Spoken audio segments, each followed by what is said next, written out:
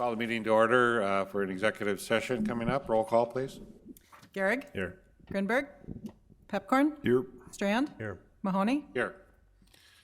Commissioner Pepcorn, could you make the motion? I'll make the motion for the City Commission to go into executive session today, January 14th at 12 in the City Commission chambers to discuss negotiating strategy and or to provide negotiating instructions to its negotiator, the mayor, and also to consult with its attorneys regarding the terms of an existing agreement with and the negotiation of a revised agreement with the Fargo Municipal Airport Authority, which matters are reasonably anticipated to result in civil litigation, said matters being authorized by North Dakota Century Code 44-04-19.1, subsections 2 and 9, as it would create an adverse fiscal effect on the bargaining and or litigation position of the city if its discussions regarding the offers to be made or accepted, negotiating strategy to be taken, or legal consultation about negotiations or litigations were to occur in an open meeting. Is there a second? Second. All those in favor say aye. Aye. Opposed? We'll move to executive session. Thank you.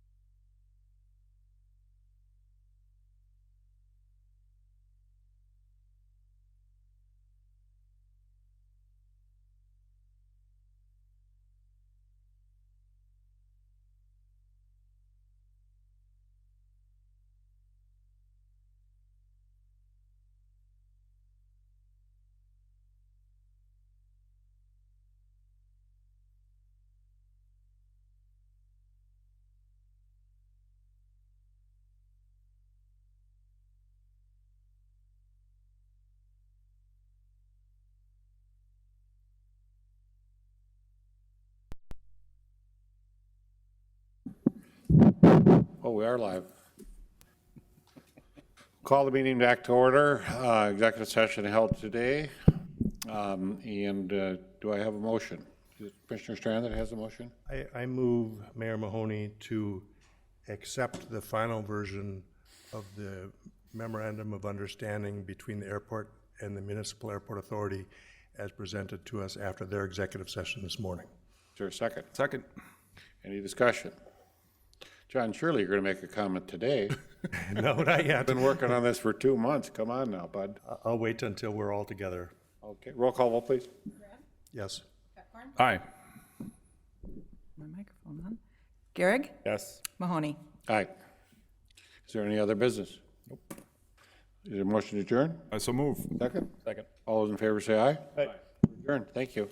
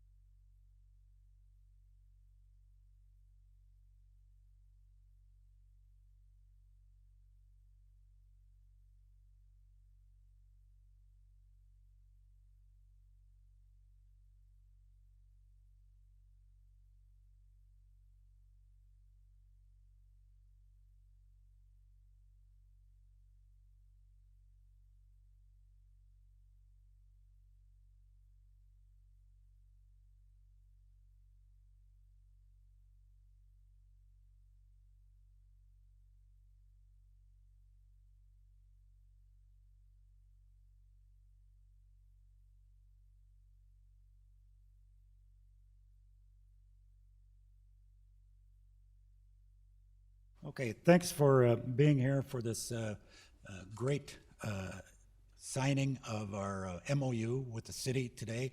I want to thank all of those involved in this long, arduous negotiation, and it has been long. We've been at it for quite a while, but it's been a very good learning experience for all of us. I want to brag just a little bit about the airport. Today, we announced nonstop service to Nashville starting this summer with Allegiant Airlines, and that will be a seasonal service.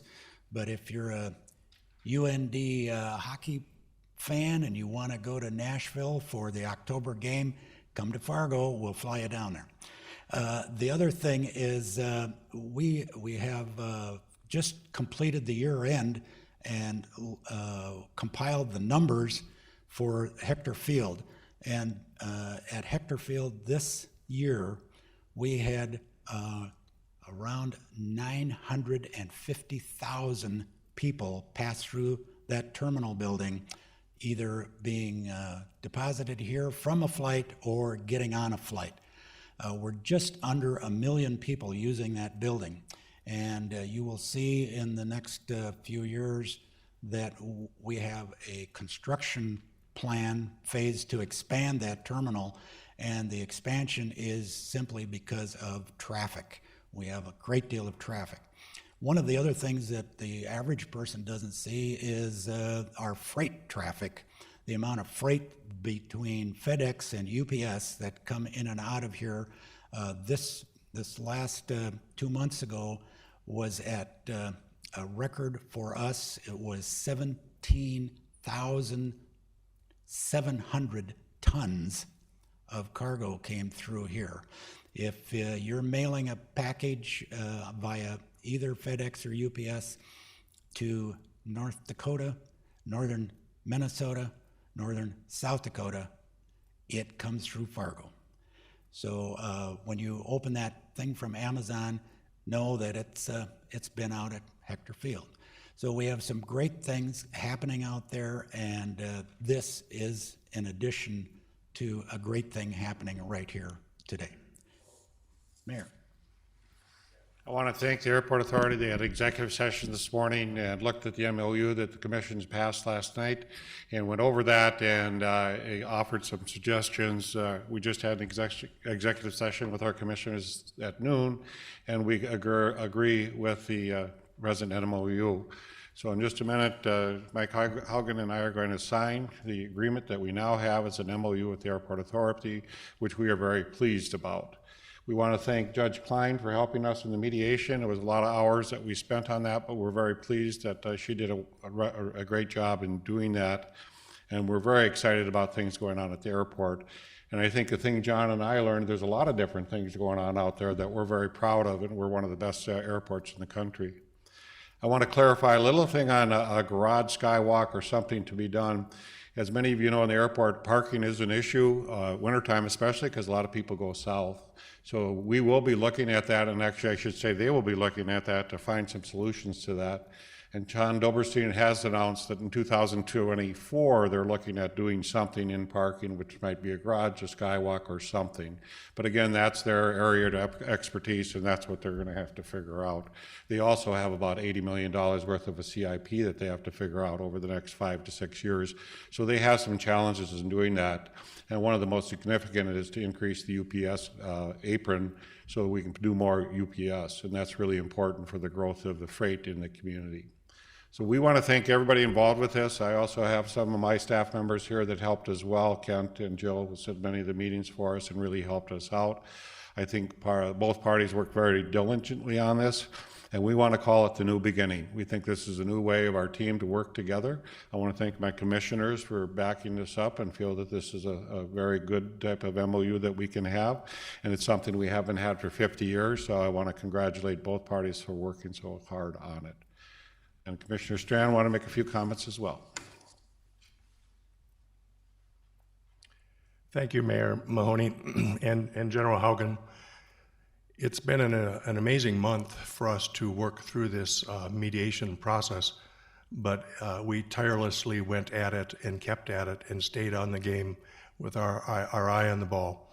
And what we ended up with is what we needed, and that's an agreement that will carry us far into the future.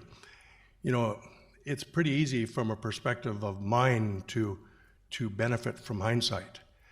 We have 20/20 hindsight, looking back to what did our forefathers establish 50 years ago when they created the airport authority, the municipal airport authority, and the agreements that set forth how they would work together. So we have the benefit of looking back to their foresight and applying that wisdom today. And what we have what this has resulted in is an agreement that reestablishes the partnership, the working relationship between the city and the airport authority, and it's absolutely terrific. We have a lot to be proud of here, and we have an airport that we can brag about. It's one of a world-class airport in Fargo and serving North Dakota and the region. So I can't thank enough General Haugen and the leadership from the airport authority, the willingness to stick with it until we got the resolve in hand, so that we're not down the road having these same issues surface where an unfinished or uncompleted or unsigned agreement is leaving us in a quandary.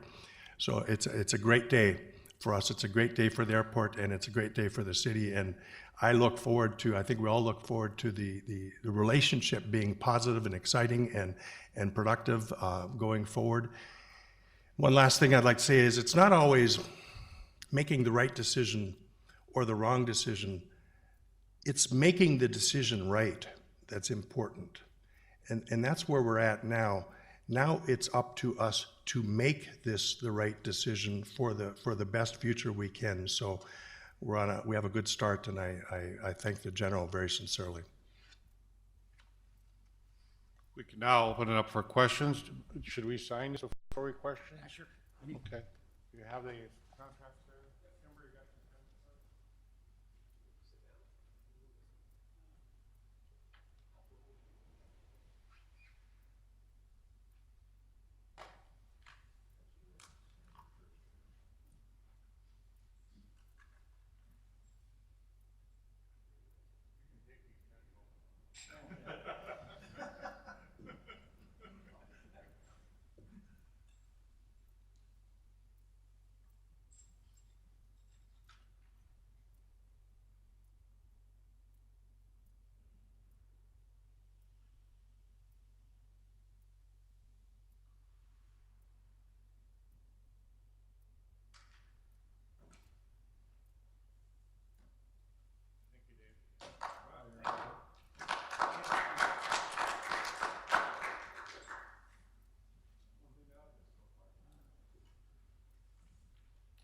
Any questions? None. Of course, you'd have a question.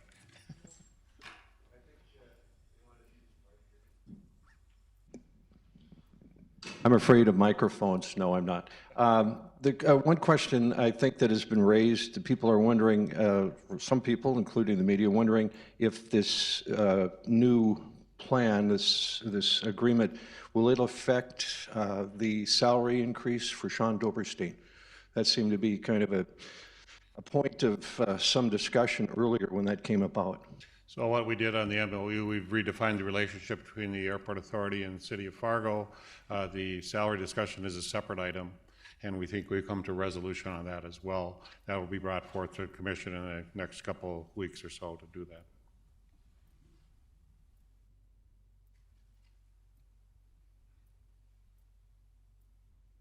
How does the city of Fargo specifically benefit from the agreement that's been in place for 50 years?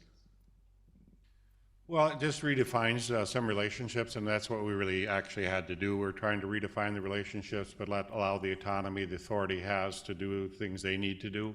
So what we had to try to do is find some middle ground so that we both could understand that. You have to understand the old MOU is probably 2 sentences or 3 at best long. And I think, Eric, you're up to 14 pages or 15 pages on this thing. So it was just, as you get more modern, there's a lot more things that go on. So when it originally started, we had a relationship over a pension, basically. And now it's IT, it's finance, it's human resources. There's just so many more things that we intertwine. It was kind of redefining those. And we both benefit by having that more clear. And Dave has talked about that as well. We feel that the airport is our welcome mat for the city of Fargo, and we have to have a fantastic airport because that's where our visitors come in, and then they see it and see what's going on. And the airport authority agrees with that as well. So like you said, getting to 1 million passengers, we're just a little smaller than Seattle. Can you believe that? How many people go into Seattle and how many people come into Fargo? So we're big time. We have a lot of people coming into our community, and we have to have an airport that we can get off of. And to Tony's job as well, we have people out there in the guard, they're protecting us as well. So it's just so many vital parts, I think, in our community that we have to have a good working relationship. So what we think is, we think it's clarification. Yeah, I'd like to drill down a little bit into what benefits come to the city of Fargo. Obviously, we pay for the services that the city gives us, so there's income stream. And then also there's many things that you don't normally see. For instance, we have agreements with the city of Fargo with our fire department. So when there is a fire, there's for instance at the old Williams Brothers tank farm, and just recently, I don't remember what the name of it is now, but those fires were put out by airport firefighters, and they specialize in jet fuel fires. So there's things like that. We're doing stuff with the city on flood protection and some water diversion and diking right now. We do lots of issues that are non-boarding an airplane issues. We're looking at new street on University, and what do we have to do to meet the FAA standards, but we want the citizens of Fargo to have better streets to drive on, obviously. That's a good thing. So there's relationships like that over the years that we've had with the city that, and I'll bring up just one other thing. The UPS, FedEx employees, both those companies are very generous in tuition assistance for college kids. So many of their employees are college students who are getting tuition assistance. So that's just an extra thing that you wouldn't normally think of dealing with the airport. But that's a very good thing for our community, for our education system. I noticed in the agreement it says that this can all come to an end on July 1st. Can you put our minds at ease that we're not going to be back here discussing this on July 1st? I didn't quite get. What about July 1st? It says that either party can terminate the agreement on July 1st, 2020. I just want to, maybe we can put our minds at ease that we're not going to be back discussing this then. In every agreement, you have to have an exit clause or some type of exit clause. So what we tried to agree with is what is reasonable. If there was any separation of the two entities, what would have to happen? There's just so many moving parts that you have to do with a calendar year. It takes 6 months to a year to do. So for the first year, we had an escape clause that way, but for most of them going on there, it's a year that it would take us for dissolve. Our clear intent over the next 6 months, Commissioner Pepcorn, Commissioner Strand, and Commissioner Garrick, is to work with the airport authority and to try to mend all the fences that we have. We realize that's only 5 months, but I think General and I have confidence that we'll work together in this first year. We don't want to be back to negotiating. We're kind of tired of that. So. And again, like the mayor said, if we had something in here that we thought we shouldn't have put in here, we're not going to wait a year to fix it. We want to look at it in 6 months, and then as the agreement goes, if things change, if IT changes, you know how IT changes, very rapidly. We want to be able to adjust and fix it rather than having a problem stagnate. That's why we need the 6 month and then the 1 year clause. Whenever there's mediation, obviously, there's, I guess what one would say would be some give and take. And maybe I ask this question of both of you. I know you were resolving some issues that need to be clarified. I think that word was used earlier in that. But ask both of you, if there was some give and take in this whole process, what would it be? Mayor and General? We got the original contract that went into mediation. We probably had 6 or 7 items that we were having issues with. We got it down to 2 items, and then one more new item came up, basically. So it just was a matter of trying to figure out, oftentimes, the language. So we tasked the 2 attorneys to work real hard on the language, and it's sometimes converting legal speak into normal speak. And I think that's where we had the trip-ups, is that it was, some people didn't like necessarily how the lawyers talked about it, and wanted a little different language. And it took us a while to get to that, and sometimes I think the general and I would say one was talking Latin, one was talking English, so it was a little bit hard to know, and everybody has kind of little trigger points if you're not careful. But that just took a while to kind of hone those down, because we kept going back to a couple different items, and then we were very pleased we finally came to some language that everybody could agree on. And that always takes time, but we're pleased with how the end result is. Yeah, let me give you just one example of the state statute specifically gives airport authorities the authority to hire, fire, and establish pay. So when we first started talking about the agreement, it was our airport employees, city employees. So initially, we're looking at state statutes saying, no, they're not.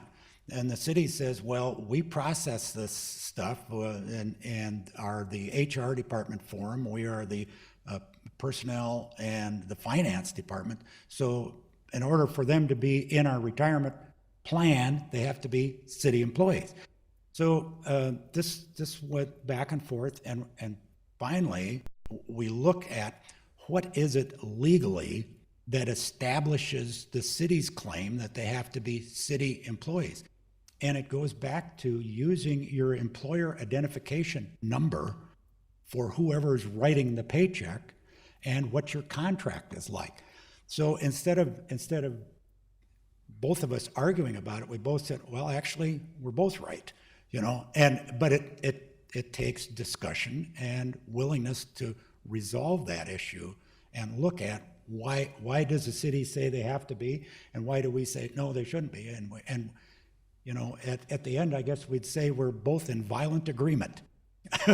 So we think we came up with an innovative idea of how to do pay, and Dave and I sit on the PEC committee for the city of Fargo, and we found a way we could do a PEC for the airport authority. So we feel that really works well. Both opinions could be placed in there, and then it just makes it easier to come to decisions. And then the city of Fargo isn't placed in the area of what should it be or should it not. It allows the airport to make decisions. So we're very pleased about some of our imaginative ways we did that, right? Because they sometimes argue a general isn't very imaginative, so we were really happy with that. rules and regs. Anything else, guys? Just one more. Same question I asked previously, but for the other side of this, how does the agreement that's been in place impact the board? How does this benefit the airport? I know you touched on this a little bit earlier too.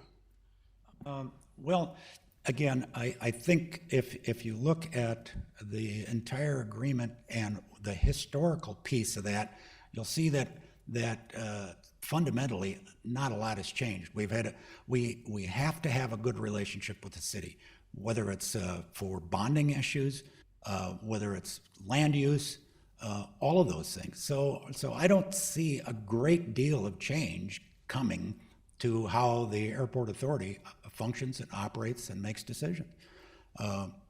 Again, we just are going to need the city, and even the FAA has said, you know, the airport authorities that operate the best have a great relationship with the municipality they're located in. So that's what we want. And I think to echo that, is dissolution would be a total different type of a relationship here that would set up a lot of different triggers. But this does not interrupt any airport services, makes everything go forward. The FAA is on board with us. It's just better definition. So it's better defining your relationship. And so to me, it's sometimes you're responsible for this, I'm responsible for that. It's better defined who is responsible for each part of that. So I think what you would find is a new understanding of each other's roles and responsibilities.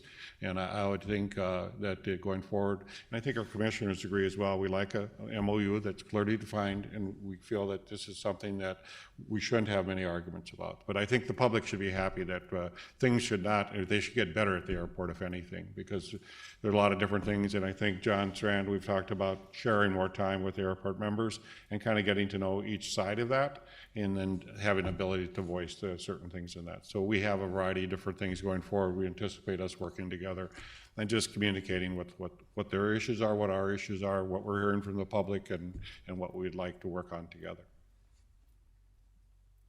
Thank you. Are you happy this is over? Yes. I concur. Yeah. Okay, thanks, guys. Thanks.